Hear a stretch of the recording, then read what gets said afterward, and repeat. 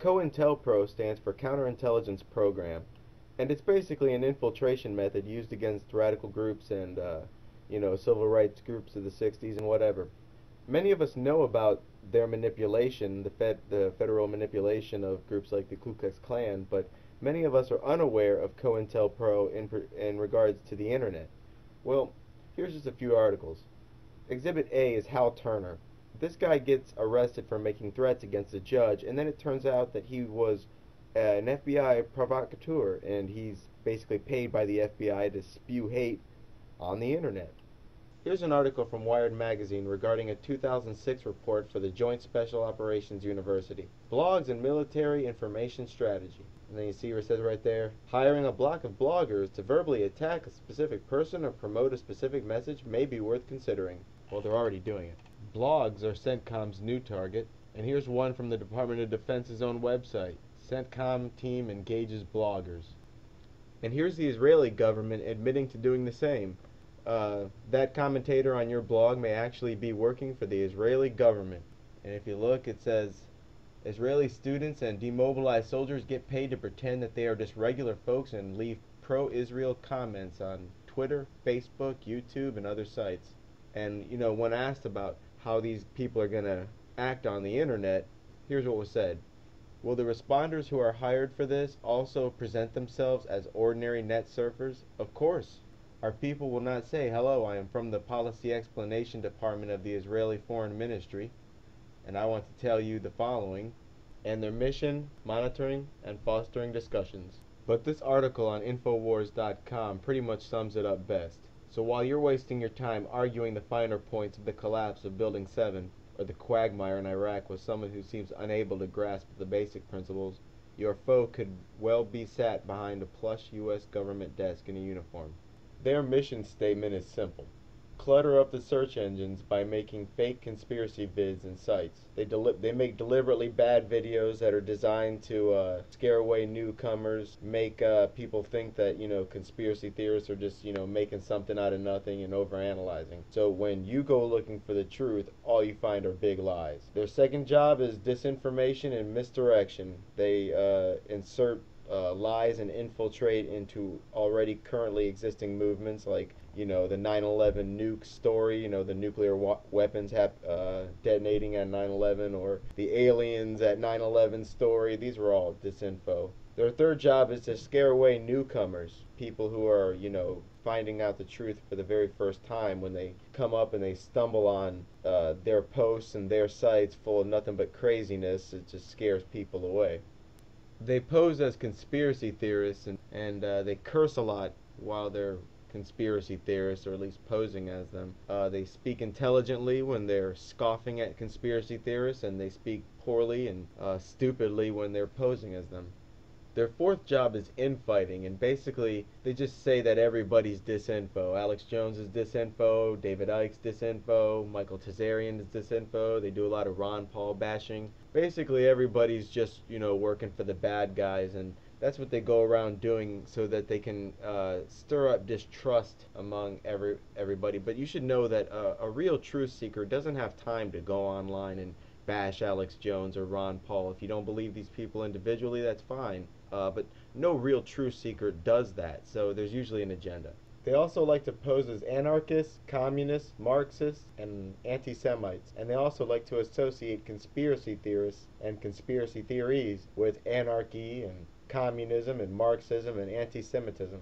They like to incite religious and racial tension. You'll see them just go from place to place talking bad things about Jesus, or it'll be, against whitey or against blacks. They like to go around promoting atheism. Their job is to incite racial tension and to have newcomers associate conspiracy theorists with these racial tension and with the religious bigoted statements and whatever.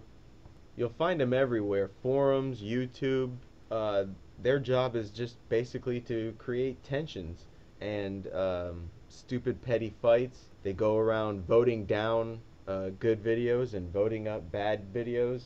You see them a lot, like especially LiveLink, where you'll post a video, and if it has something to do with conspiracy theories, you know, within 24 hours, you'll have 5 or 6 scoffers show up, and then after that, it's just, you know, crickets and tumbleweeds. There's no posts after that, as if there's a group of people who are out there just checking to make sure the very newest videos, and posting a little bit on each and then just moving on. So you could tell that there's an agenda there, because you would think that the scoffers would show up once a month, once every 2 months, but no, they show up within hours, and then the video could be there 18 months later and not a single comment. So, and in places like dig.com, they'll actually call themselves COINTELPRO agent. And if you look at the kind of stuff they post, it's pretty typical of what you'd expect. They pretty much just go looking for anything having to do with Israel, 9/11, Ron Paul, and bash us. They like to keep video makers and websites busy with nonsense. And one of their favorite things is to call for violence. You know, only the feds think to do it, and only the feds get away with it, because if anybody else calls for violence on the internet, you're going to have goonballs at your door. So when you see someone who's calling for violence, usually that's one of them. Here's some tips. If somebody's making comments that are a little too ignorant, don't respond. Don't indulge these guys. These guys' job is to waste your time and to keep you misled, misdirected, and busy. Don't let it work. Don't make a threat on the internet. Do not make threats, and do not make contact with people who do. Here's some general tips to protect yourself. Passwords. Passwords should be always greater than or equal to 8 characters, including 1 number, 1 lowercase, and 1 uppercase letter.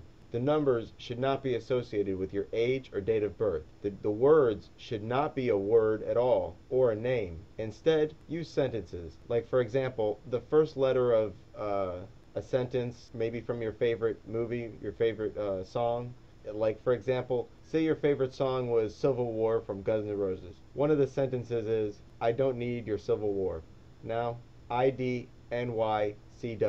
That's the first letter from each word in the sentence. Followed up by the year the song came out. It's a good password. Encryption. Your data is vulnerable until it's encrypted. The 2 main standards, or at least the best ones, are AES and Blowfish. The key size should be at least 256-bit or greater. There's many programs out there that do encryption. They can do virtual drives, encrypted files, and encrypted folders. One of them is TrueCrypt from truecrypt.org. It's also available on my website, so that's a good program to use. And remember, just because you deleted a file and then removed it from your recycling bin doesn't mean the file is actually gone. The data is still there, but the reference to the file is gone. You need a file shredding program, and there's many out there. There's a little known spy effort going on between the NATO nations, mainly, and the NSA called Echelon. This system uses word and voice recognition and can scan cell phones, emails, chats, searches, pretty much everything. General tips for getting around this stuff. Deliberate misspellings in text, random punctuation marks and spaces. This kind of stuff can fool computer programs. Use code words instead of the real words, and get a firewall. This won't help you in terms of being scanned, but they sure are useful. And for you COINTELPRO guys, this is for you. Look at this. This the future you want. What you think? They have a place for you in their future? We don't have a choice. They're going to win. Can't you see that? There's nothing stopping them now. There's me.